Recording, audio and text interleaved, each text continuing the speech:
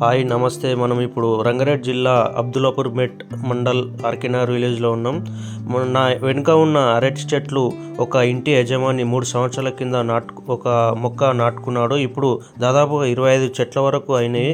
అయితే ఈ అరటికాయలు కూర చేసుకునే అరటికాయలు, వీటి పైన ఇంటి యజమానికి మంచి ఆదాయం వస్తుందని చెప్తున్నాడు.